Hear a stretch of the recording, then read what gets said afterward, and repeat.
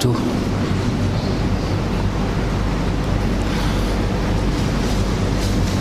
Innal hamdalillah nahmaduhu wa nasta'inuhu wa nastaghfiruh wa na'udzu billahi min shururi anfusina wa min sayyiati a'malina. Man yahdihillahu fala mudilla lahu wa man yudlil fala hadiya lahu. Asyhadu an la ilaha illallah wahdahu la syarika lah wa asyhadu anna Muhammadan abduhu wa rasuluh. Allahumma ati nafsi taqwaha wa zakkiha anta khairu man zakkaha anta waliyuha wa maulaha. Amma ba'du. Ikhwatul iman, ikhwatul fiddin, a'azzakumullah wa uhibbukum fillah. Alhamdulillah, summa alhamdulillah, ikhwatul iman, kita dapat peluang duduk dalam majlis ta'lim. Alhamdulillah.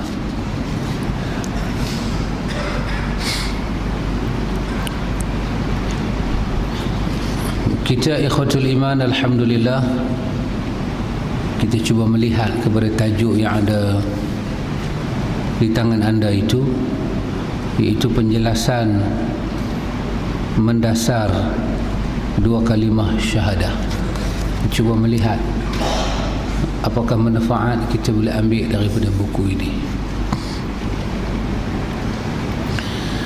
Ikhwatul iman, sebagai pengenalan dia, cuba antum buka pada muka surat 5. Buka pada muka surat yang kelima. Di bawah sekali kata dia, Syekhul Islam Ibn Taymiyah rahimahullahu ta'ala berkata, ketahuilah keperluan seorang hamba untuk menyembah Allah subhanahu wa ta'ala, iaitu beribadah kepadanya tanpa menyekutukannya dengan sesuatu pun, adalah keperluan yang tidak ada bandingannya sama sekali. Tetapi dari segi perbandingan,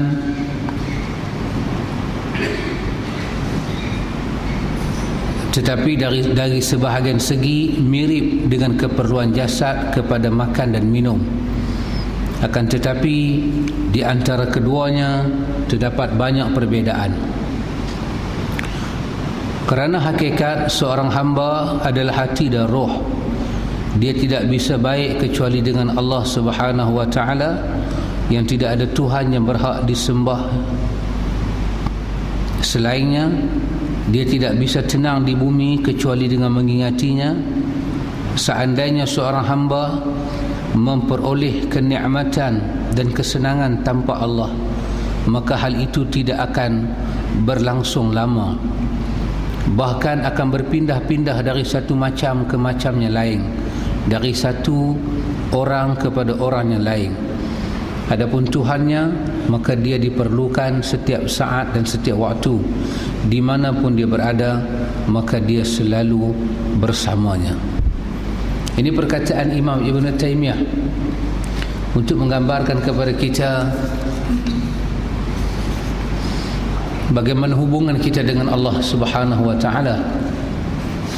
Hubungan kita dengan Allah bukanlah perbandingan yang menarik, tetapi untuk memberi suatu pemahaman sahaja. Keperluan kita kepada menyembah Allah, keperluan kita kepada beribadat kepada Allah, dia kata sama seperti suatu perbandingan jasad dengan tubuh badan kita ini kepada makan dan minum. Berapa lama orang boleh hidup tak makan tak minum? Puasa ada limit dia. Mogok lapang ada hari dia. Ambil keputusan nak puasa, maghrib pun puasa, isyak pun puasa, subuh pun puasa. Berapa lama dia boleh tahan? Habis lama 3 hari, lepas tu meninggal arwah dia. Mogok lapang, berapa lama nak mogok lapang? Tak boleh pergi, seminggu tak boleh pergi, orang mati. Ya, taulah kita. Apabila manusia, insan, berapa lama dia boleh hidup tanpa ingat pada Allah? 100 tahun, 200 tahun? Tidak, ikhwan. Sehari suntuk dia akan kecewa. Ima dia mengaku, ima dia tidak mengaku. Itu hal dia. Tapi pincang, rosak, Allah tunjuk. Kita tak makan, kita akan rasa kesan dia. Perut sakit, ulcer. Dia mula mengalir air masin dalam mulut, dia nak muntah, dia tak seronok. Jiwa manusia begitu. Sehari suntuk dia tak sebut nama Allah Jalla wa'ala. Dia boleh bahagia ke? Kalau dia boleh bahagia, dia pergilah. Buktikan dia boleh bahagia tanpa sebut nama Allah. Tidak mungkin, ikhwan. Tidak mungkin. Kata Imam Ibn Taymiyah, manusia ini hakikat dia hati dan roh. Dia tak boleh tenang. Sebab tenang, dia tu sendiri kepunyaan Tuhan. Kepunyaan Tuhan. Masalah dia, ghaflah dia, semua milik Allah. Allah yang bagi, Allah yang selesaikan. Kata Syekhul Islam Ibn Taymiyah, kalau manusia boleh tenang tanpa Allah, dia boleh tenang untuk seketika saja. Dia boleh tenang untuk seketika saja. Bahkan selepas dia tenang, tenang tu akan berpindah pada orang lain pula. Akan berpindah pada orang lain. Hakikat insan, dia sangat memerlukan Tuhan 24 jam. Dan dia kena sedang Allah tu bersama dengan dia 24 jam. Ini seolah-olah ikhwatul iman, suatu muqaddimah yang Syekhul Islam Ibn Taymiyah nak bagi tahu kepada kita makna ibadah. Makna daripada ibadah. Ikhwan, bukankah dalam ayat wa ma khalaqtul jinna wal insa illa liya'budun, ayat yang pendek tapi di situ ada cerita, ada berita. Di situ ada ilmu, di situ ada pendidikan, di situ ada pedoman hidup. Ayat yang pendek, saya pun ingat, antum sekalian pun ingat. Wa ma khalaqtul jinna wal insa illa liya'budun. Apa dia yang Tuhan nak bagi tahu kalau kita boleh keluarkan daripada ayat itu? Yang pertama, Tuhan nak bagi tahu jin dan manusia dia yang cipta. Dia nak bagi tahu benda tu dulu. Dia adalah Khalik. Dia adalah Malik. Dia pencipta, dia pemilik. Allah ni hebat.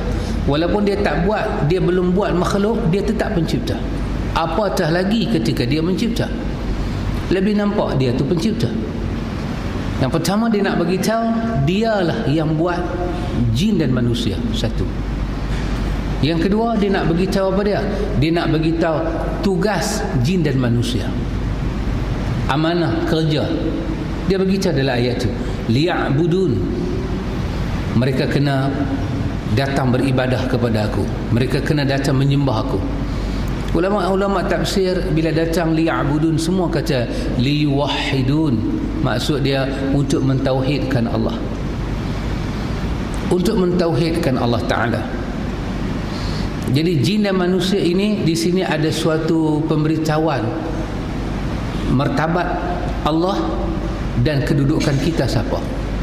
Kita dicipta untuk tujuan apa? Allah itu sebagai pencipta dan dia mencipta kita untuk apa? Dia kemaskan dalam ayat ni. Aku menciptakan jin dan manusia tidak ada sebab. Tidak ada 10 sebab, tapi satu aja, liya'budun, untuk mereka ibadat pada aku.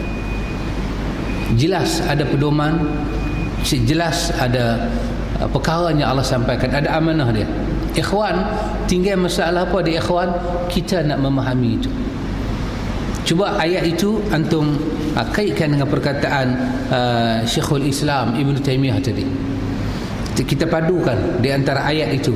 Tinggal masa-masa berbaki kita ini ikhwan, kita dah berjaya faham ayat itu, kita telah berjaya melaksanakan amanah dan tuntutan ayat itu belum ataupun tidak, itu sahaja.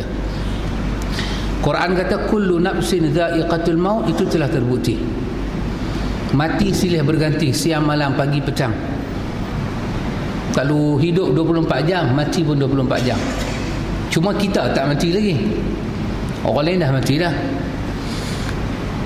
Tadi Tok Mudim kita tanam Tok Mudim kita meninggal, baru muda je, 51 baru muda meninggal. Mayan jemaat elok, sembang semua elok.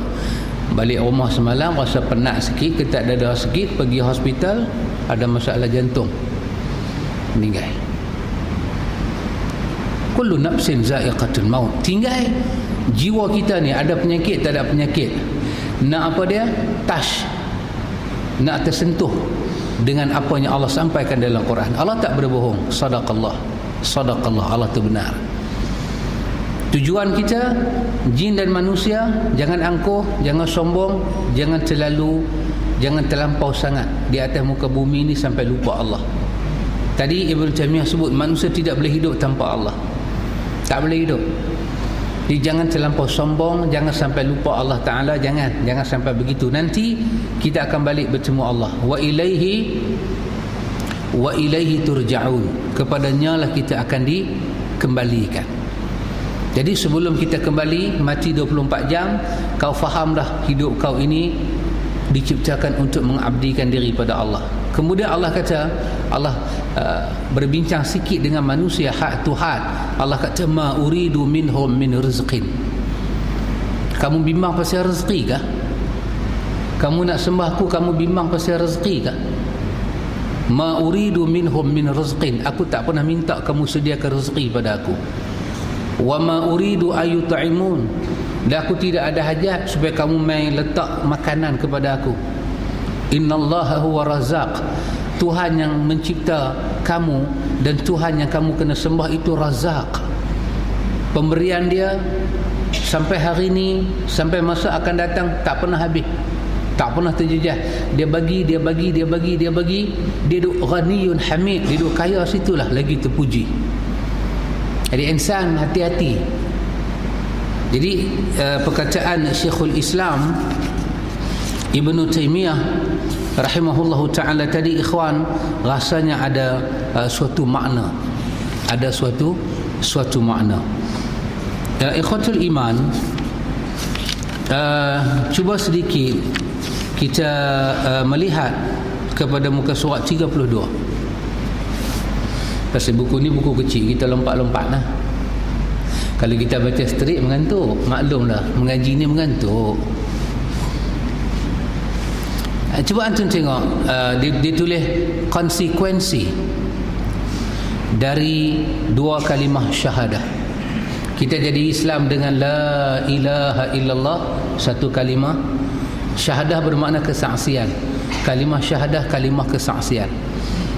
Kemudian kita katakan Muhammadun Rasulullah. Kita katakan Muhammadun Rasulullah. Ini yang kedua, kesaksian yang kedua. Konsekuensinya apa dia? Apakah hubungan kalimah itu dengan sebutan di lidah kita? Apakah kena mengena kalimah itu dengan kita? Apa kesan? Iaitu meninggalkan ibadah kepada selain Allah dari segala macam sesembahan yang dipertuhankan sebagai keharusan daripada kalimah la ilaha, dan beribadah kepada Allah semata-mata tanpa syirik sedikit pun sebagai keharusan daripada penetapan kalimah illallah. Ini dia punya konsekuensi, dia punya hubungan dia punya tindak balas dia, kesan. Apa kesan dia, apa respon kita bila kita sebut la ilaha illallah? Yang pertama, maksud dia ialah kita mesti meninggalkan beribadah kepada benda lain. Kita tak boleh beribadah pada benda lain, hanya kepada Allah Jalla wa'ala sahaja. Itu makna daripada la ilaha. La bermakna tidak, ilaha bermakna, terjemahan Melayu yang kita pinjam selama ni kita kata Tuhan. Tidak ada Tuhan. Tak ada Tuhan bukan kita nak menyatakan dunia ni tak ada Tuhan. Kita nak beritahu uluhiyah, hak Tuhan. Hak Tuhan. Dalam ilmu akidah, uluhiyah juga dipanggil dengan ibadah. Tauhid uluhiyah dipanggil dengan tauhidul ibadah. Di sini nak menyatakan hak ibadah. La ilaha, artinya tidak ada Tuhan yang layak kita beribadah kepadanya dengan ibadah yang sebenar, illa melainkan Allah. Iaitu kesannya ialah kita wajib meninggalkan beribadah selain Allah.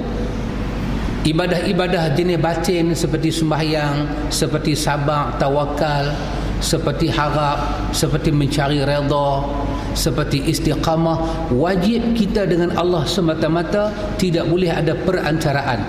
Walam yusyrik bi'ibadati rabbih ahada.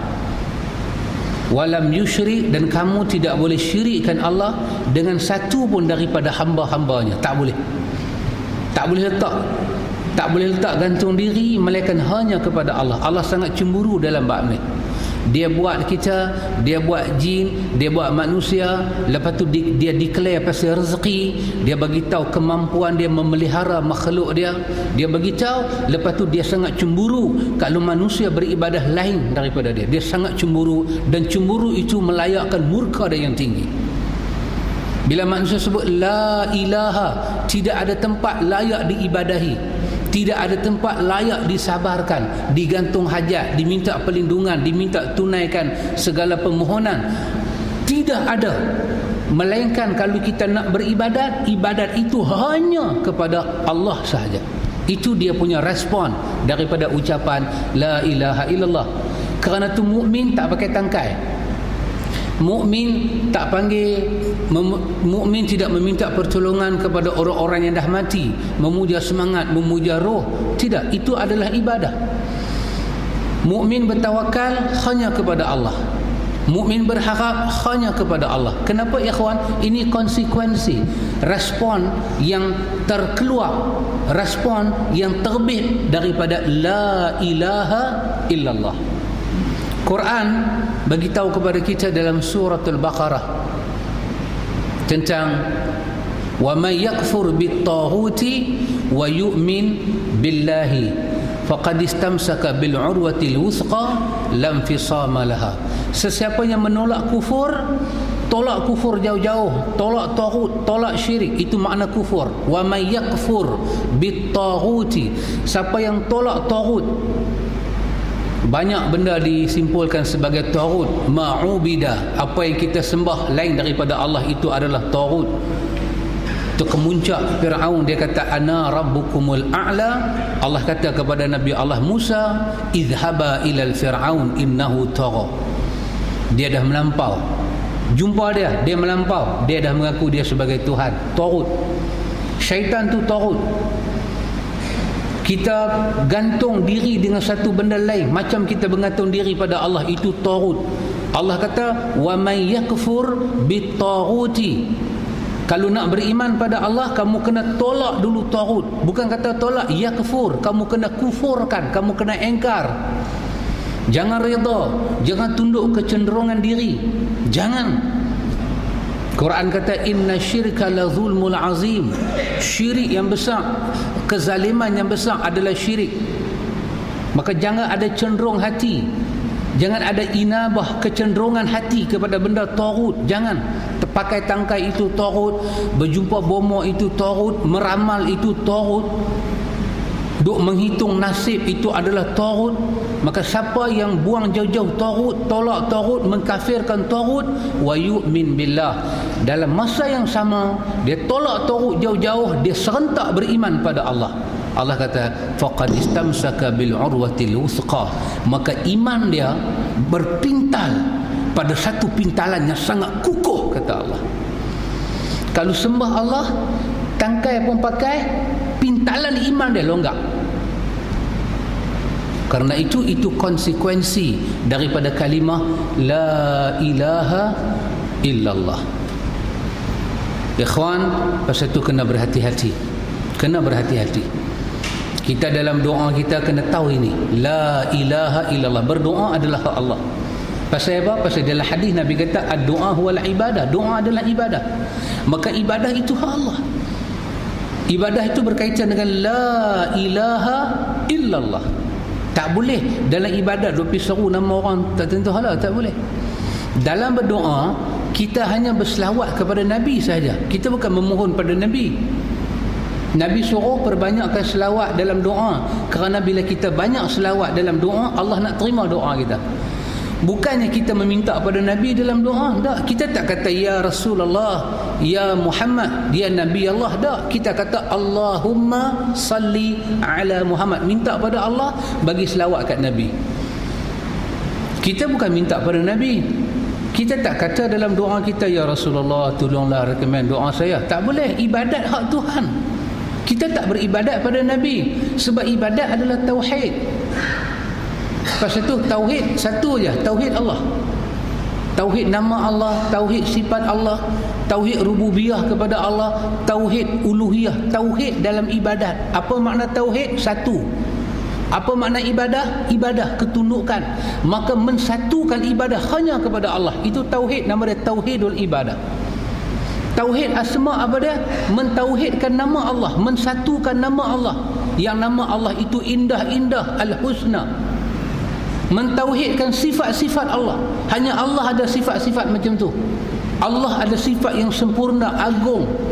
Sifat-sifat Allah, sifat-sifatnya ada pada Allah. Tauhid rububiyah, mensatukan alam ini dicipta oleh Allah, rezeki dipegang oleh Allah, mati dan hidup urusan Allah. Tauhid bermakna satu. Tiba-tiba bila kita baca doa, kita kata Allahumma, kita kata ya Rasulullah. Ini dua tauhid. Makhluk tak boleh terima tauhid. Nabi tak ada tauhid, malaikat tak ada tauhid. Tauhid hanya kepada Allah. Malaikat kita beriman wujudnya dia. Nabi kita beriman risalahnya Tuhan berturun pada dia. Bukan kita tauhid Nabi, bukan kita tauhid malaikat. Tauhid hanya hak Tuhan. Maka kalau nama Nabi kita tak boleh sebut dalam doa, takkan nama orang lain boleh? Kita duk baca-baca doa, kita kata ya Allah dengan berkat mamak ni yang terimalah doa aku. Apa pula mamak tu ada berkat? Mana ada berkat?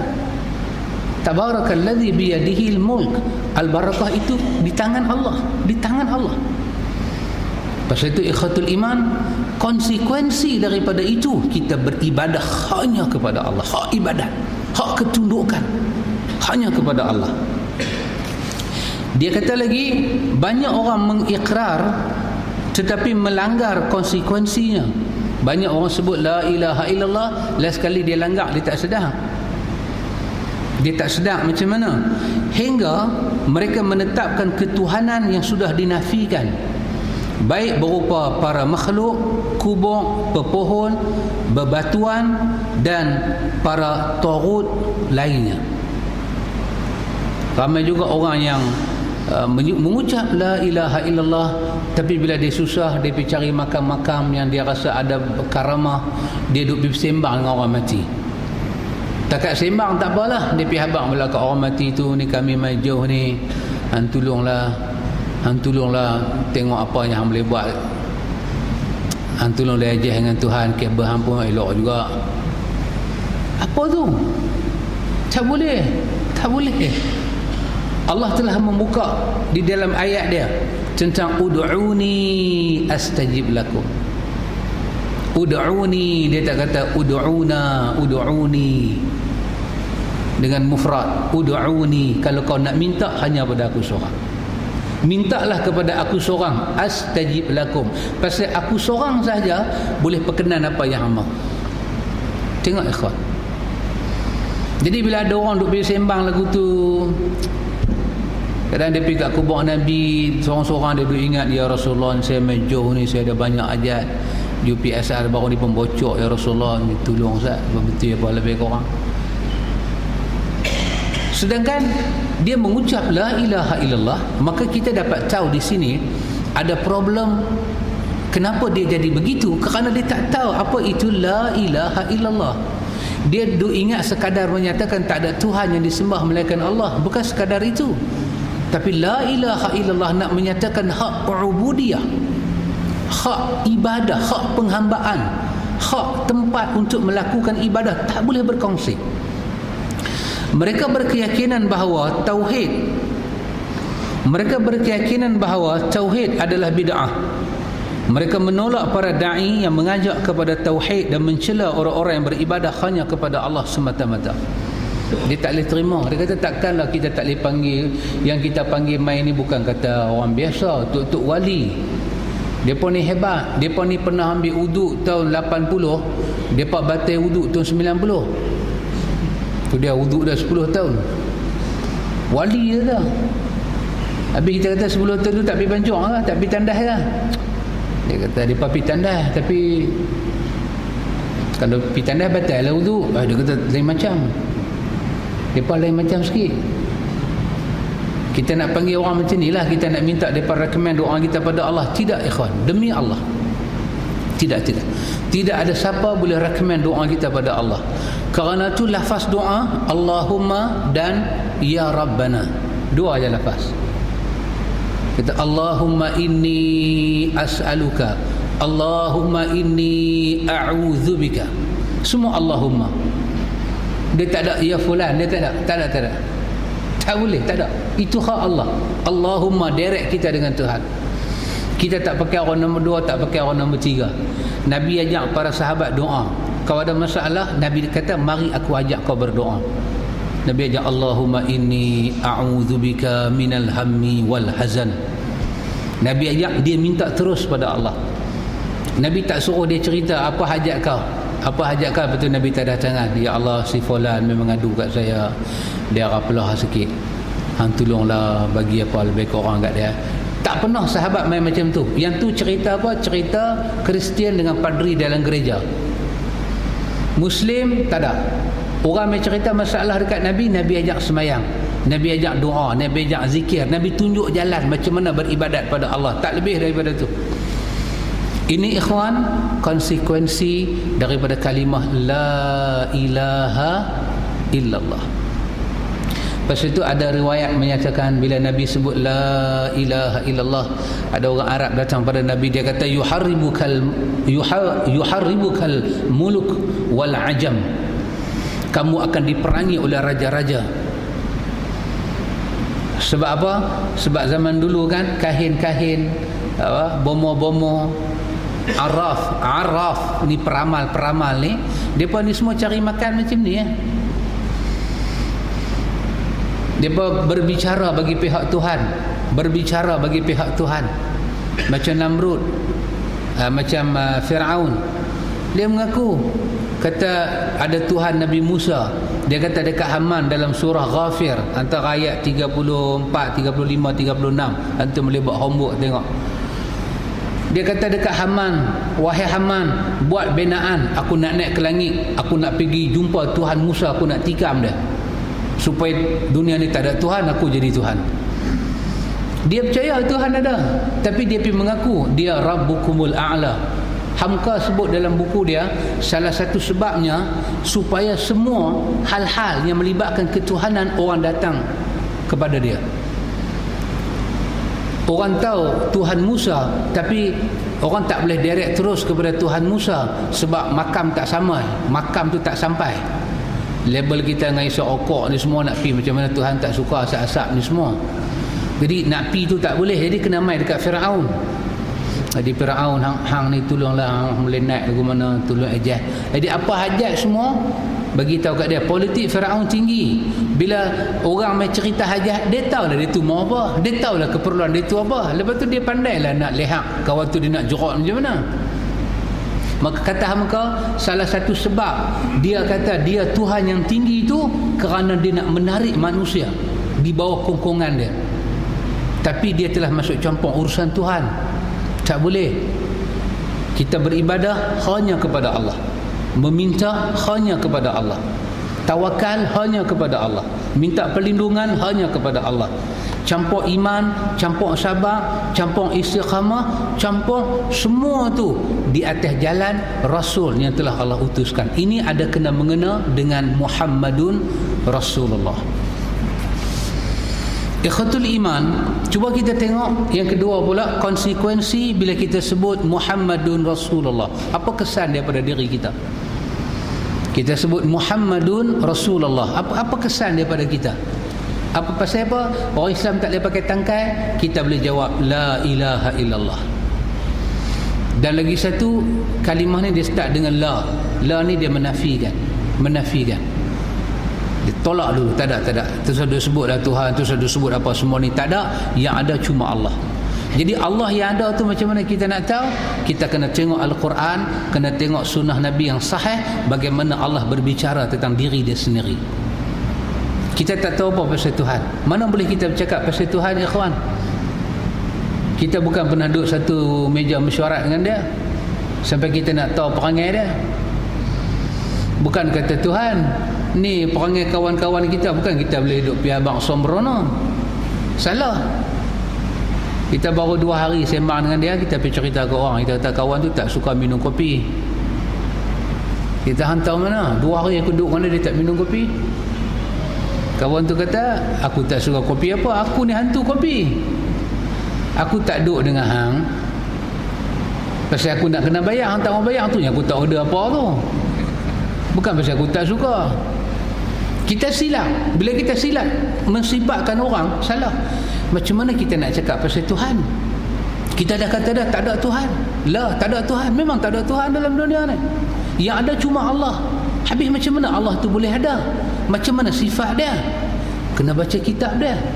Dalam kitab dia cerita pasal dia. Kata Imam Abu Hanifah Nu'man dalam kitab dia Fiqhul Akbar, sifatkan Tuhan sebagaimana Tuhan mensifatkan diri dia dalam kitab dia, sebagaimana Rasul dia mensifatkan dia di dalam riwayat yang sahih. Jangan bercakap pandai-pandai pasal Tuhan. Kerana orang-orang dahulu mereka tidak merujuk kepada kitab, mereka sifatkan Tuhan, maka lahirlah agama-agama yang seleweng. Agama Hindu dengan cara sifat Tuhan, Buddha dengan cara dia. Pasal apa? Tak merujuk kepada kitab. Pasal itu dikatakan kitabullah. Ini kitab kepunyaan Allah, milik Allah. Quran dikatakan kalam Allah, percakapan Allah. Allah bercakap pasal diri dia, pasal agama dia. Syari', Allah itu syari'. Syari', shin alif ra ain. Syari', apa dia? Dia pencipta. Dia pencipta peraturan. Dia pencipta kepada Al-Quran. Pasal itu ada ayat-ayat Al-Quran kita baca sampailah kita tak tahu makna apa. Pasal dia tak beritahu. Yang selalu kita baca Yasin wal Quranil Hakim innaka laminal mursalin ala siratim mustaqim. Kita baca. Apakah makna kita nak buh pada Yasin? Tak tahu. Ada orang kata nama Nabi Muhammad. Ada orang kata Yasin tu nama Tuhan. Boleh dekat duk kata. Tapi Quran sendiri kata apa pasal Yasin? Quran kata Quran sengap. Quran tu kalam Allah. Cari dalam hadis sahih. Hadis sahih Nabi tak terang. Maka akhirnya ulama bulatkan Yasin, Allahu a'lam bi muradihi. Allah yang tahu makna dia, kita tak tahu. Pasal apa? Pasal dia tak cerita. Maliki yaumiddin. Allah tu raja pada Maliki yaumiddin. Yaumiddin. Apa itu yaumiddin? Dia cerita, wa ma adraka ma yaumuddin. Kamu tahukah apa dia yaumuddin? Dia cerita, kita tahulah yaumuddin tu, Maliki yaumiddin tu apa, dia cerita. Tapi benda dia tak cerita, mana kita tahu? Tak apa, dia tak cerita, kita pandai-pandai buat cerita. Hang nak mampu? Buat cerita itulah nama dia berita bohong. Buhtanun azim. Wa man azlamu mimman iftara 'ala Allahil kadzib. Siapa dia orang paling zalim kalau bukan dia berbohong kepada Allah? Maka nak tahu pasal Allah, nak tahu pasal agama dia, nak tahu sifat dia, nak tahu nama dia, nak tahu pasal diri dia, kena lihat dalam kalam dia. Quran itu kalam Allah, kalam Allah. Kalam Allah. Di sisi Ahlussunnah, Quran kalam Allah yang bukan makhluk. Di situ kita baca. Dan kita baca la raiba fih. Kita tak boleh ada ragu. Tak boleh ada ragu. Pasal kalau hang start ragu, habis. Ada banyak cerita dalam Quran. Allah cerita pasal diri dia, Allah cerita pasal sifat dia, Allah cerita pasal nama dia, Allah cerita pasal dia ni macam mana rububiyah dia, uluhiyah dia, asma' dia, macam mana dia punya sifat, semua dia cerita. La raiba fihi. Hang tak boleh ragu. Barulah dia itu hudal lil muttaqin, satu jalan bagi orang mukmin. Orang mukmin jalan dia semua sama. Tak ada ragu dengan Quran. Telah Nabi diutuskan, Nabi diutuskan. Wal Quranil Hakim, dia bagi tahu. Dan Quran yang hangpa baca tu satu kitab yang penuh dengan hikmah, ilmu dan kebijaksanaan. Quran tak membodohkan orang. Quran bagi orang jadi cerdik. Betul. Quran bagi orang jadi cerdik. Dan betul ya, kalau dia tak tahu Quran, dia tak tahu hukum Quran, dia nak cakap apa ya kawan? Dia nak cakap apa pasal Islam kalau Quran dia tak tahu? Cakap pandai, tapi Quran tak tahu. Tuan ni, tuan cakap ni semua ni pasal agama, tuan rujuk ayat mana? Tak payah rujuk ni semua, dia kata ni semua Allah easy come easy go. Hai ingat ni touch and go ke? Touch and go pun kadang-kadang queue tau. Easy come easy go. Tak boleh. Man fassara al-Quran bi ra'yihi fa asaba faqad akhta falatabawa maq'adahu minan nar. Siapa tafsir Al-Quran menggunakan akal, tiba-tiba betul, coincident, betul. Nabi kata kira salah, satu tempat duduk dalam neraka.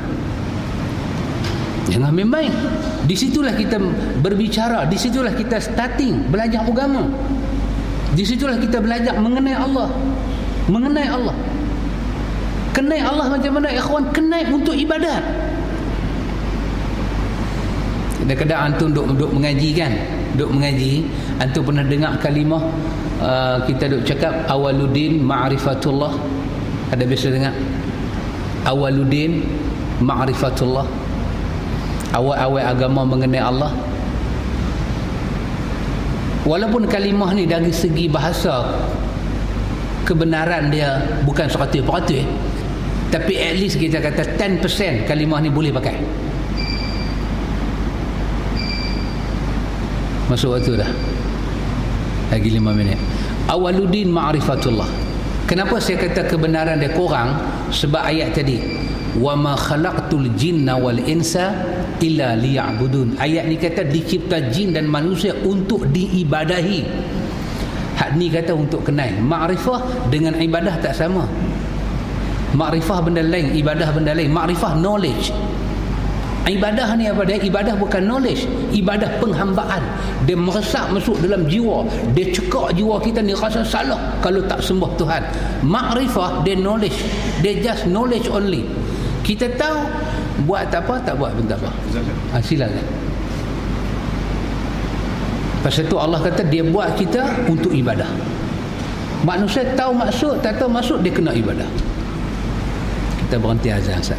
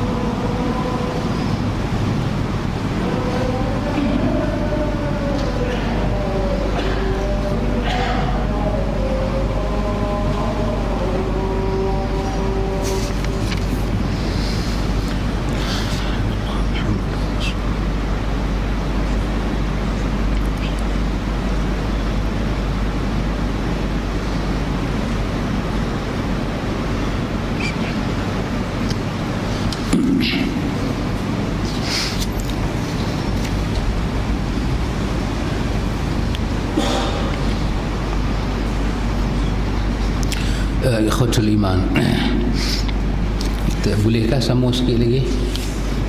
Boleh nah?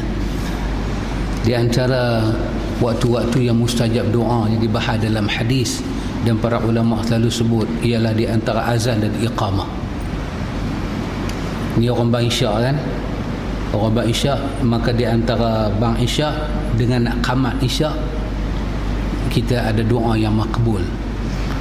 Jadi Nabi ajak kita bila dengar azan kita jawab. Lepas kita jawab kita baca doa Allahumma rabbaha tu, kita baca doa. Fadilat yang besar dalam hadis Al-Imam Al-Bukhari, siapa yang baca doa lepas azan, setelah dia dengar azan dicampur dengan selawat. Campur dengan selawat pada Nabi, Nabi akan berdoa syafaat kita di bawah arash di hari kiamat. Jadi kita cuba didik diri kita, ikhwan, imam kita dalam masjid, imam kita luar masjid, bila suara azan datang itu ke telinga kita, kita ajak diri kita jawab azan. Kalau kita tengah, kita baru start nak ambil wuduk, kita didik diri kita nak jawab azan. Nak jawab azan. Sebab ada sunnah di situ. Ada petunjuk Nabi Muhammad. Kita bawa diri kita fokus. Sebab doa ni mudah, tetapi dia akan bagi satu benda yang luar biasa di hari kiamat. Satu. Yang kedua, lepas daripada kita, macam contoh isyak ni lah, lepas daripada kita baca doa ni, kita boleh sembahyang qabliyah isyak kalau kita mau. Kalau kita tak mau sembahyang, macam katalah kita tak ada kuliah apa kan, orang sembahyang 2 rakaat, kita tak mau sembahyang, maka ambil masa tak mau sembahyang tu dengan berdoa, kerana dia ada bahagian yang kedua, doa yang makbul antara azan dan iqamah. Jadi itu adalah time kecemasan. Kalau boleh elok daripada bersembang, kecuali benda yang kalau tak bersembang kita mati. Bersembang. Mana dia benda tu cukup penting. Sembang. Kalau sekadar kita boleh postpone kita punya sembang tu lepas sembahyang sekejap lagi. Kalau nak sembang juga pastikan pendek, sebelum orang iqamah ada satu doa kita baca. Satu doa kita baca. Pasal dia makbul. Dia makbul, ikhwan. Sayang. Kadang-kadang benda macam tu, orang boleh sembahyang 2 rakaat, qabliyah. Tak kira lah qabliyah maghrib ke qabliyah apa-apa sajalah, dia boleh sembahyang 2 rakaat. Yang tak mau sembahyang, sebab dalam fiqh dia ajak kita itu sunat rawatib yang ghairu muakkad, yang tidak dituntut. Tak apalah, tapi dalam hadis dia wujud. Dalam hadis dia wujud, boleh buat, dia tak salah. Cuma Nabi tak buat, sahabat buat, Nabi tak kata apa. Tapi kalau tak mau buat, jangan sembang. Baca doa. Baca. Kalau tak panjang pun pendek, minta sesuatu pada Allah. Minta bagi badan sihat. Minta, ya Allah, bagi badan sihat, alhamdulillah. Bagi akal, macam mana nak hidup. Ni minyak naik 2 kupang pula, ya Allah, macam mana ni nak hidup. Kan minta, merayu ke Tuhan. Bagi akal kita, macam mana kita nak buat. Minta. Sakit, siapa ada sakit, mak, keluarga terdesak, minta doa sekurang-kurangnya. Lepas tu kita nak buat apa, kita buat. Macam kita ni, kita baca doa tadi. Lepas kita baca doa, kita selit dengan satu doa pendek. Ya Allah, bagi badan aku sihat. Allahumma afini fi badani wa afini fi sam'i wa afini fi basari, la ilaha illa anta. Nabi ajak, ya Allah, hang bagi sihat tubuh badan aku, hang bagi elok pendengaran aku, hang bagi elok mata aku. Tak ada Tuhan yang boleh bagi benda ni semua kecuali hang seorang. Amin ya rabbal alamin. Cukup pendek, baru kita sambung ngaji balik. Sajalah abang, benda tu tak ada apa saja abang, dan benda tu tak boleh kira kuliah kita ni, tu saja abang. Baik ikhwan, konsekuensi kita sebut Muhammadun Rasulullah. Muhammadun Rasulullah. Bila kita sebut kalimah ni, apa dia punya respon dia dalam diri kita? Iaitu mentaatinya. Dalam kalimah ni Allah tunjuk kepada kita, Allah angkat satu nama Muhammad. Macam dalam Yasin tadi. Lepas habaq Yasin, habaq wal Quranil Hakim, ada benda besar Allah nak abang. Innaka laminal mursalin. Muhammad utusan Allah. Ala siratim mustaqim, utusan yang berada di atas jalan yang lurus. Ayat itu kalau kita kilah dia jadi apa? Siapa-siapa tak duduk di atas jalan Muhammad, itulah jalan yang sesat. Siapa-siapa tak ikut Muhammad, dia berada di atas jalan ghairal mustaqim, bukan jalan lurus, jalan bengkok. Kenapa? Kerana Muhammad Rasulullah, dia satu daripada banyak-banyak rasul yang sebelumnya, dan dia di atas jalan yang lurus. Tanzilan azizir rahim. Yang turun Quran dekat dia, yang hantar dia sebagai rasul, yang mengisytihar kata dia adalah di atas jalan yang lurus, yang turun benda ni semua adalah Al-Aziz Ar-Rahim, Tuhan yang maha perkasa lagi maha penyayang. Oh dahsyat. Jadi satu benda besar, nama Muhammadun Rasulullah diangkat. Muhammad bin Abdullah Rasulullah, kena tahu makna dia. Allah angkat dia. Wa rafa'na laka zikra, kami angkat nama dia naik setinggi-tingginya. Allah dan malaikat berselawat. Tidak diutuskan dia malaikat rahmat bagi sekalian alam. Hai kamu, kalau kamu ada sayang kepada Allah, kamu kena ikut dia, baru Allah ampun dosa kamu, baru Allah sayang kepada kamu. Semua ni mengangkat, menjulang nama Nabi nak di atas, bukan main-main. Maka tidak ada bandingan siapa pun. Kita tak boleh pergi ambil orang nombor 2 kita letak, kita kata orang ni dia sama taraf dengan Nabi. Tak boleh, tak boleh. Kita buat lagu tu ada kesan pada kalimah Muhammadur Rasulullah, dia akan berjalan secara cacat.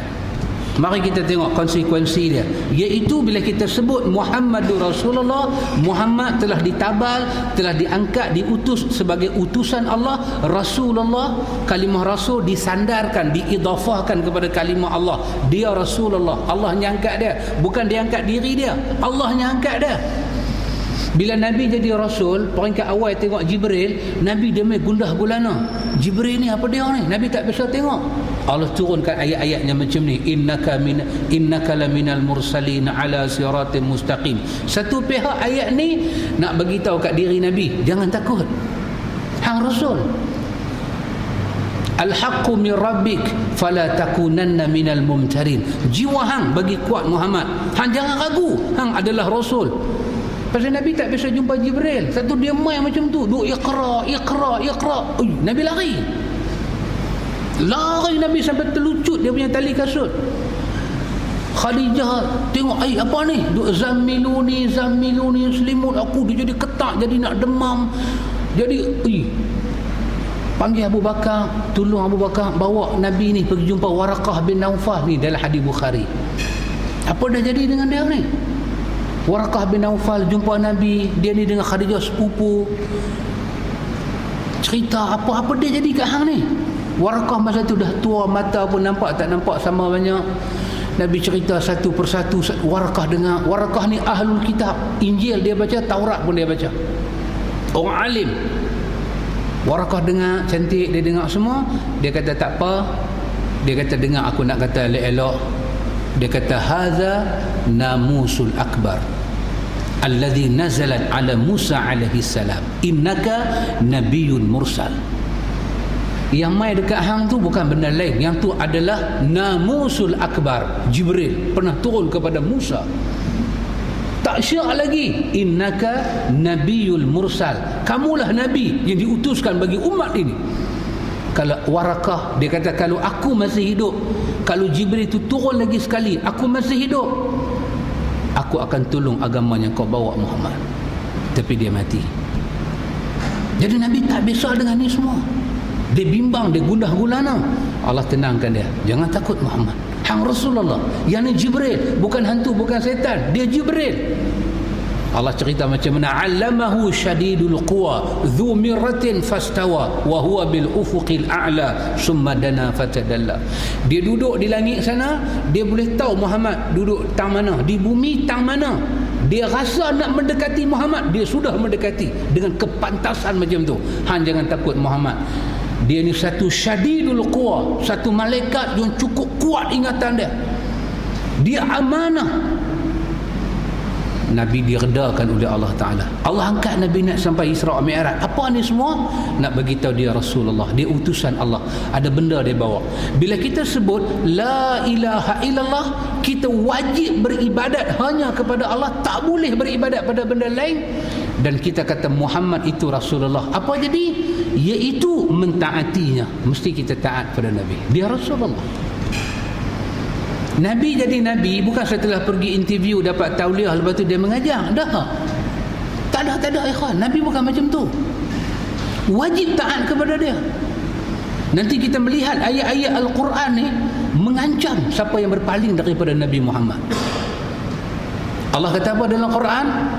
Wa ma atakumur rasulu fakhuzuhu wa ma nahakum anhu fantahu wattaqullaha innallaha syadidul iqab. Rentak ayat tu. Ayat 7 surah Al-Hasyr. Rentak tu mengancam. Apa yang Rasul bagi yang ambil. Tengok bahasa Quran. Wa ma atakumur rasul fakhuzuhu. Rasul bagi kena ambil. Wa ma nahakum anhu fantahu. Apa dia tak bagi kamu buat, kamu kena berhentilah lah tu juga. Kalau dia mai rasa tak mau ikut ayat ni, Allah kata wattaqullah, cepat-cepat hamba takut pada Allah. Innallaha syadidul iqab. Allah ada menyediakan azab yang cukup keras kepada orang yang tak ikut kepada Allah dan Rasul. Dahsyat. Maka konsekuensi bila kita sebut benda ni, kita mesti mentaati dia, membenarkan dia. Bukan saja taat, kena percaya dia, kena benarkan dia. Kita percaya kat Nabi ni ikhwan, lebih kita percaya pada geografi dan matematik. Lepas tu kita belajar dengan Abu Bakar. Nak berjalan daripada Mekah nak pergi kepada Masjidil Aqsa ni guna matematik, berapa ratus kilometer.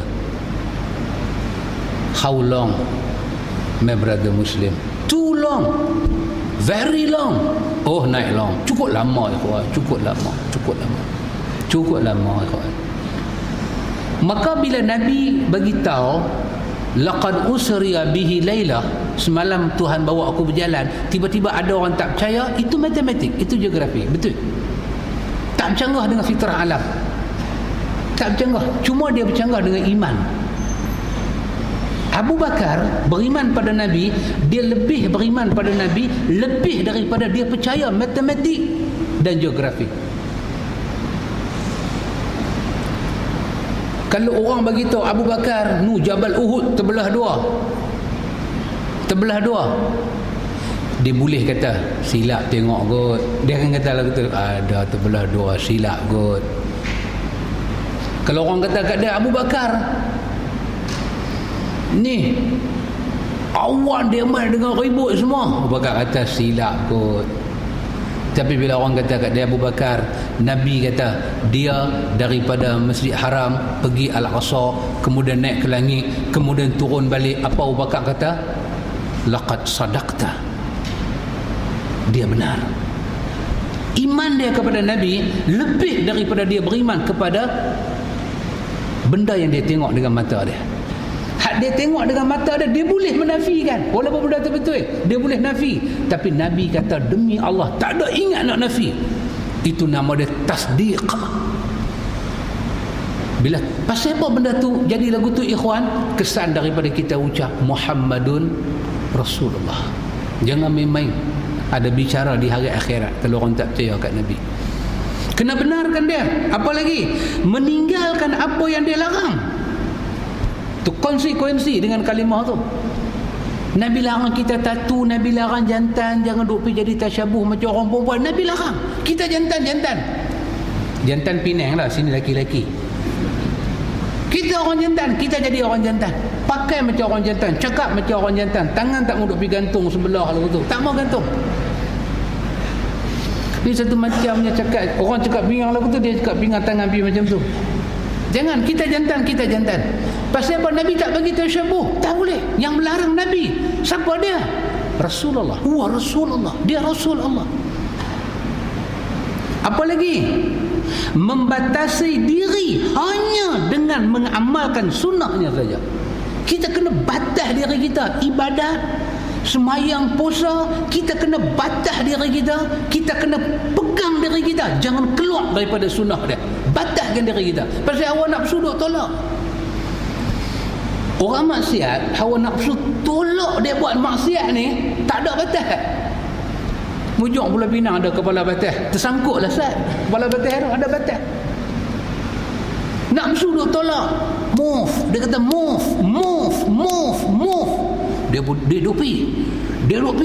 Dia duk kandung. Mukmin dalam beribadat kena membataskan diri. Kita suka semayang, kita suka sedekah, kita suka puasa, kita suka buat baik. Semua tu bukan kita buat kerana suka, tapi kena mengikut cara Nabi. Macam mana dia semayang, macam mana dia rokok. Takkan sampai setara tu Ustaz? Iya, kerana kita ucap Muhammadun Rasulullah. Kalau kita ucap la ilaha illallah, tak apa, dia tak ada Muhammadur Rasulullah. Tapi kerana kita ucap di belakang wa asyhadu anna Muhammadan abduhu wa rasuluh, terbatas kita. Bukan boleh duk pergi pegang biji tasbih sampai dua-dua tangan duk pergi zikir. Tak boleh. Kena tanya Nabi zikir macam mana, Nabi start dengan tangan mana, Nabi sudah balik mana, Nabi buat macam mana. Kena tanya, kena batas diri kita. Dan meninggalkan apanya lain daripada hal-hal bid'ah dan muhdath, yakni hal-hal yang diadakan, serta mendahulukan sabda Nabi di atas segala pendapat orang. Kena jaga kita ni ikhwan. Orang boleh bagi pandangan, kita tak tolak pandangan orang, kita mau dengar. Tapi bila kita nak buat sama dengan Nabi, kita buat. Allah kata apa? Alladzina yastami'una al-qaul fayattabi'una ahsana. Depa dengar semua orang cakap, tapi bila depa nak buat, depa buat yang terbaik. Silakan. Pasal itu dalam kita belajar ilmu fiqh mazhab, semua mazhab punya pandangan kita mau dengar. Mau dengar Abu Hanifah, kita mau dengar Imam Malik, kita mau dengar Imam Syafi'i, kita mau dengar Imam Ahmad, kita mau dengar. Semua kena dengar dengan rasional. Jangan ada rasa taksub mana-mana, dengar elok-elok. Yang kita nak ikut yang mana? Yang mana bercakap buat dalil hadis Nabi, buat dalil Nabi. Pasal mereka ni semua di akhir umur mereka kata apa? Tolong satu benda, kalau kami ada cakap tersalah dengan sunnah Nabi, yang salah tu jangan ikut, ikut yang sama.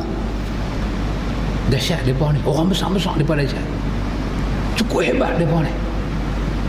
Dengar siapa cakap, kita jadi orang yang mau dengar. Fatabayyanu, kita semak. Pasal ilmu hadis ada sanad, ada matan. Macam mana teks dia, macam mana teks tu boleh sampai dari satu orang ke satu orang, satu orang ke satu orang, satu orang ke satu orang. Macam mana semua tu disepakati elok, cantik, kita ambil dia adalah agama. Ni ikhwan konsekuensi kita. Pasal itu kita boleh berbeza. Imam Malik di antara ucapan bila dia nak mengajar, dia suka kata kullu kalam yu'khadhu wa yatruk illa sahib ar-risalah al-ma'sum. Semua orang cakap kita boleh dengar, kita boleh ambil, kita boleh tolak. Siapa pun cakap, dah rasa nak ambil boleh ambil, rasa nak tolak boleh tolak, kecuali illa sahib ar-risalah al-ma'sum. Dia tunjuk ke kubur Nabi, kecuali kata Tuhan punya kubur, dia adalah maksum. Cakap dia tak boleh tolak, mesti kena ambil. Yang dia larang mesti kita jauhi, yang dia suruh mesti kita buat. Dia kata macam tu. Wahai Imam Malik itu segi punya besar ke punya imam, pun dia bagi pesan kat kita macam tu. Pasal apa ikhwan? Pasal kita sebut wa asyhadu anna Muhammadan abduhu wa rasuluh. Kesan dia ikhwan, dia menyerap masuk dalam hati kita. Pasal itu Nabi kata apa dia? Kullu ummati yadkhuluna al-jannata illa man aba. Semua umat aku boleh masuk syurga kecuali yang tak mau masuk. Semua umat aku boleh masuk syurga kecuali yang tak mau masuk. Sahabat kata, wa man ya'ba ya Rasulullah? Siapa dia ni yang tak mau masuk syurga? Ya'ba. Ya'ba ni apa dia? Dia tahu benda tu betul, dia enggan. Dia enggan. Macam iblis kan, aba wastakbara. Aba dulu, dia tahu kebenaran, lepas tu dia tak mau ikut. Wastakbara, dia mai sombong. Dia tolak kebenaran, dia hina Nabi Adam alaihi salam. Hai, mai daripada tanah, berapa hari mai duduk di sini. Aku ni siapa? Aku buat daripada api. Aku lagi champion daripada dia. Oh, cakap pandai orang baru, cakap pandai pula. Aku makan garam dulu. Ini dia punya cakap.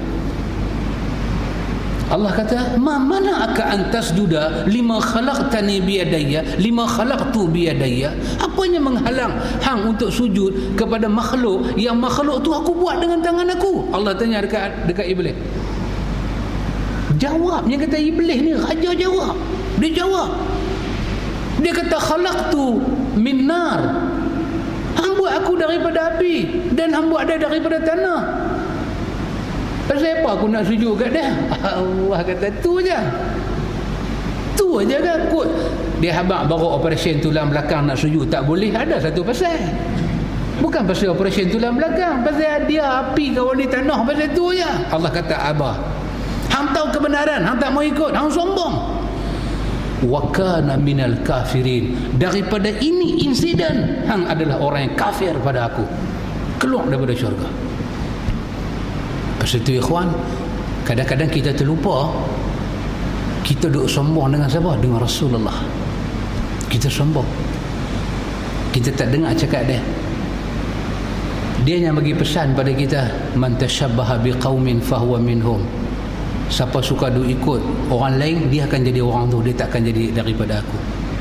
Siapa suka duk tiru budaya orang, kita nak tiru budaya siapa pun, kena tengok Nabi tu dulu macam mana, kena tengok. Anak kita nak kahwin, anak kita nak buat kenduri kenara. Dan ni budak-budak kahwin dia ada tema Punjabi ke, tema Hindustan ke, tema kahwin di Malaysia tapi nak pakai baju cowboy. Ini nama dia tema. Lepas angkat nikah semua, salin baju, pengantin mempelai ni main dengan topi cowboy. Cik pakai topi cowboy, pistol selit dua tepi, naik kuda peruprak mai. Kita kata mana punya cowboy mai, aku punya pengantin tema. Tak apalah nak tema, tapi kena tengok Nabi dulu. Apa Nabi larang? Nabi larang tiru budaya orang yang melibatkan agama. Ni duk pergi pakai inai sampai atas tangan, tarik mai atas tangan ni semua ni. Inai tapi dia jadi macam tatu.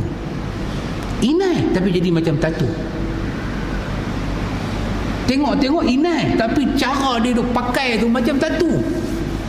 Tarik ikut biji mata, naik selepang mai ikut ni. Cak berhenti. Inai. Dia buat satu macam ekor mai ikut sini. Inai bukan ada apa pun inai. Tapi dia buat macam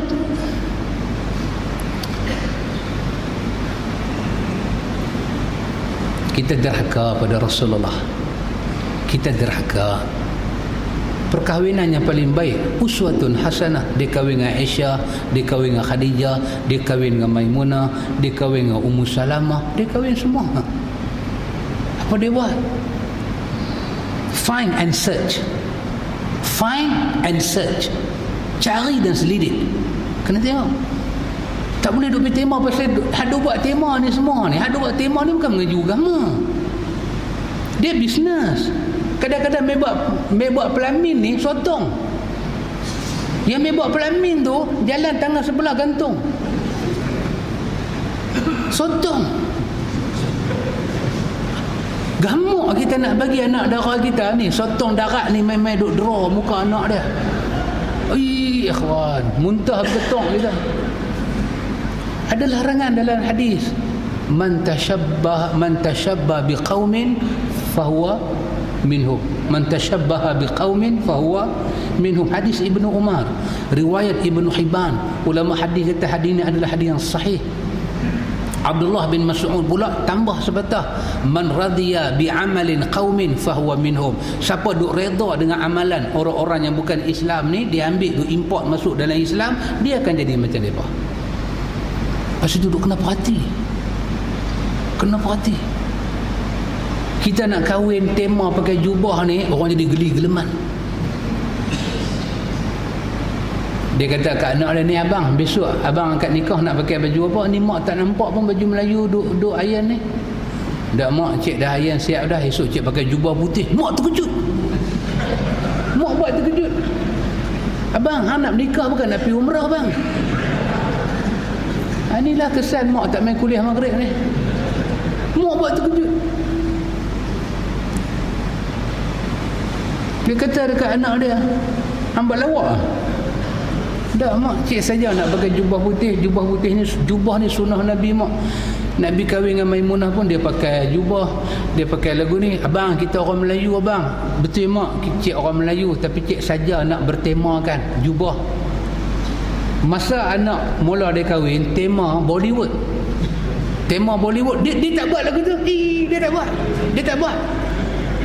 Oh, dia bagi pula color apa nak pakai. Dia bagi pula nak bubuh sayap Superman atas kepala tu, macam mana nak tarik sayap topi. Dia bagi idea. Bila anak nombor 2 dia kahwin kata nak pakai jubah, dia buat lagu tu. Dia buat takut, dia buat terkejut, dia buat macam minyak naik 2 kupang pula. Dia buat terkejut. Oh, punya otak betul-betul. Tak, pasal apa kita duk suruh orang tengok benda ni semua? Pasal Muhammadun Rasulullah. Pasal ni ya. Bukan pasal apa? Bukan pasal kita nak bagi dia susah. Demi Allah tak. Pasal ada kesan ucapan kita. Kita jadi orang Islam dengan mengucap la ilaha illallah, dan cara orang Islam hidup kena tengok Muhammadur Rasulullah. Satu benda kita kena tahu, alla ya'budu illa bima syara'a. Kita tak boleh beribadat kepada Allah melainkan apa yang Allah turunkan kepada Nabi saja. Peraturan Allah, hukum hakam Allah, agama Allah, itu je ikhwan. Lain tak boleh. Dan dah kata dah la raiba fi, tak boleh ragu. Dengan Quran tak boleh ragu, dengan sunnah tak boleh ragu. Dalam tafsir, ketika tafsir ayat wal Quranil Hakim dalam surah Yasin, ulama kata, dan Allah bersumpah demi Quran yang penuh hikmah Allah buat turun kat Nabi, maka termasuk di dalamnya sunnahnya Allah buat turun kepada Nabi. Allah jamin ala siratim mustaqim. Dua benda ni di atas petunjuk Allah yang sangat lurus. Satu antum baca dalam surah apa? Dalam surah Tabarakalladzi biyadihil mulk tu, antum akan jumpa satu ayat. Allah tanya pada ayat yang ke-22 tu, Allah tanya dalam surah Tabarakalladzi biyadihil mulk, Allah kata afaman yamshi mukiban ala wajhihi ahda amman yamshi sawiyan ala siratim mustaqim. Allah tanya. Ayat ni kalau kita terjemah bahasa utara, orang utara kata macam Tuhan bagi penampak backhand kat kita. Pak, dia bagi satu, bagi sedang sikit tak sedang langsung, dia bagi satu backhand. Penampak ni kalau main kot ni pun sakit, dia bagi back ni yang orang tua-tua dah kena zaman Jepun tu, yang sakit lebih pasal back dia bagi satu, tak sedap kata nak main balik, dia bagi terkeluk kot down tu. Yang ingat sambil lah, kalau Jepun tampak lagu tu tak rasa, dia bagi backhand. Duk ingat kata depis sekali, kena penampak orang tua-tua pejam, tak tahu bang dia bagi balik. Kot down, imam terkeluar, imam telan masuk dalam perut sambil lah. Allah bagi backhand kat kita. 22 surah Al-Mulk. Allah kata apa dia? Afaman yamshi mukiban ala wajhihi ahda amma yamshi ala sawiyan amma yamshi ahda amma yamshi sawiyan ala siratim mustaqim. Adakah orang yang duk berjalan dengan muka itu lebih betul daripada orang yang berjalan di atas petunjuk Allah? Ikhwan, kita berjalan dengan apa? Dengan kaki. Ada orang Allah kata dia berjalan dengan muka. Antum tengok dia tak cacat, dia orang normal, tapi dia berjalan dengan muka. Antum nak kata apa dia? Kalau orang Pulau Pinang dia kata awak jadi buta perut dulu tu, itu orang Pulau Pinang. Orang Rawang saya tak tahu. Orang Pulau Pinang ni Tuhan bagi tangan, bagi kaki sihat elok, tak tahu dia pergi tomoh yang muka dia pergi. Awak jadi lagu tu, awak otak tak boleh fikir. Allah kata afaman yamshi mukiban ala wajhihi, ni kawan hak duk jalan tomoh dengan muka ni, dia tu kah ahda, lebih dapat petunjuk, ataupun amman yamshi ala sawiyan, ataupun amman yamshi sawiyan ala siratin mustaqim, ataupun yang dapat petunjuk adalah orang yang berjalan di atas agama Allah yang lurus. Dua ni, siapa lebih dapat petunjuk? Orang yang duduk berjalan atas dunia ni tak ikut Nabi, Allah kata dia ni satu orang duduk reka hidup sampai tertumuh muka dia, dia tidak dianggap berjalan dengan normal. Yang berjalan dengan betul adalah orang yang ikut sunnah Nabi, dia berjalan dengan betul. Allah kata antara dua ekor ni, siapa lebih lurus jalan dia, hak jalan dengan muka ataupun jalan di atas agama yang lurus. Sampai macam tu Allah buat perbandingan. Baca pula dalam hadis ketika Nabi cerita ayat ni, Nabi cerita di hari akhirat esok ada orang Allah paksa dia heret muka dia, kaki naik ke atas berjalan. Allah hantar Nabi, Allah hantar Rasul, dia tak mau ikut. Allah suruh dia berjalan dengan muka dia. Dah nak cipta kehidupan baru, berjalan dengan muka.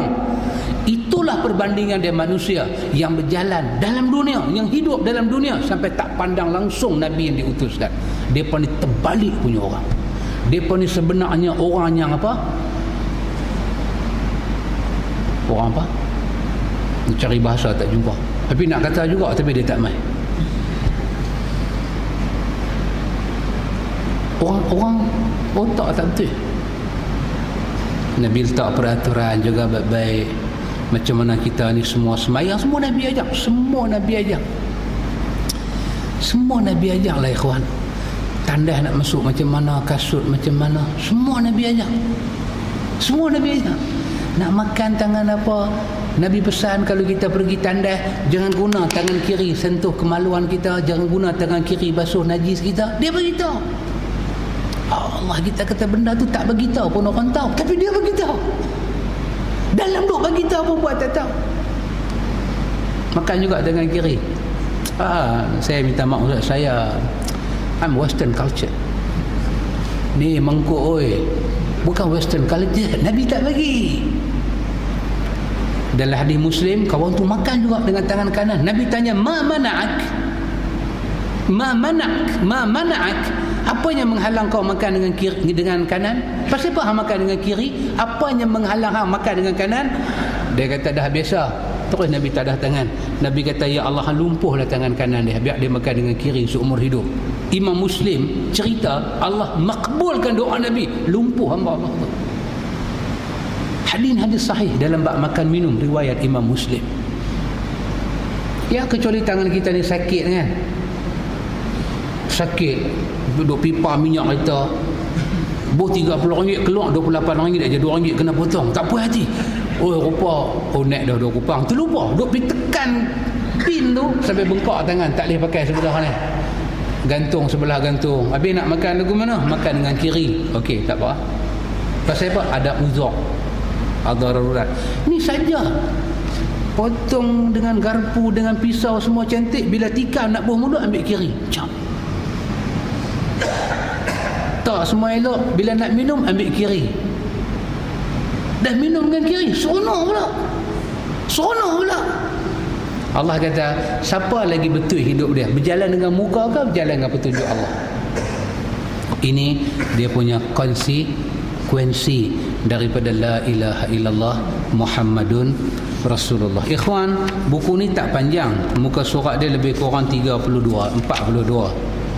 Tapi yang tertulis hanya 41.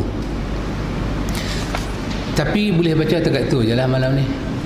Dia tak lebih panjang lagi. Dekat tu je boleh baca. InsyaAllah pada kesempatan yang akan datang, kita tebuk lagi tajuk dia. Apa yang kita boleh manfaatkan. Kita antum kalau pergi ke dia punya kandungan tu, daftar isi dia, kita ada tajuk makna la ilaha illallah Muhammadur Rasulullah, rukun la ilaha illallah, syarat kita sebut la ilaha illallah, tajuk yang kita baca tadi konsekuensi, dan kita ada tajuk yang akhir yang kelima, hal yang membatalkan dua kalimah syahadah. Rupanya kalimah syahadah ni kita sebut dengan begitu elok, boleh rosak. Apa dia boleh buat kita rosak? Sambil-sambil nak tidur sekali antum belek-belek tengok. Kan? Kalau ada umur, ada jodoh, kita main lagi lah baca. Kalau tak ada umur, Bukan makna mati kira tak mai lah tapi hidup lagi. Baca sendirilah. Baca sendiri. InsyaAllah ikhwan, wa ila liqa. Buku ni tak ada harga. Nak ambil boleh ambil, nak bayar boleh bayar. Tak ada harga. Dia tak ada harga. Ni macam satu orang infak lah. Rasa nak ambil boleh ambil, rasa nak bayar boleh bayar. Nak bayar berapa? Tak tahu berapa. Nak ikut suka 500 ke 600 ke, ikut suka. Ikut suka lah. Tapi tak mau bayar, infak, ambil. Dia tak ada harga. Pasal saja nak bagi kita ni ada bahan. Ada bahan boleh tengok. Kita tak baca buku besar-besar, buku kecil senang bawa dalam poket. Nama pun buku poket. Nah. Lani mengaji tak payah bawa kitab. Dulu mengaji tu dia punya beg, macam Tok Qadi angkat nikah punya beg, bubuh kitab semua. Lah tak payah. Orang tanya, Haji pergi mana? Balik kuliah. Hai, tak ada kitab. Apa tak ada kitab? Dia suspend, dia ingat kita nak berkolak kotak rokok. Buku. Selamat kita kata. Selamat, kecil aja punya buku. Kita simpan ikhwan. Mudah-mudahan siapa main rumah kita letak atas meja, dia boleh baca. InsyaAllah, mudah-mudahan diberkati Allah dunia sampai akhirat. Wa ila liqa. Subhanakallahumma wa bihamdika asyhadu an la ilaha illa anta astaghfiruka wa atubu ilaik. Bismillahirrahmanirrahim. Alhamdulillahirabbil alamin. Allahumma shalli ala nabiyyina Muhammadin wa ala alihi wa sahbihi ajma'in. Allahumma rabbana atina min ladunka rahmah wa hayyi lana min amrina rashada. Sallallahu ala nabi Muhammad walhamdulillahi rabbil alamin. Assalamualaikum.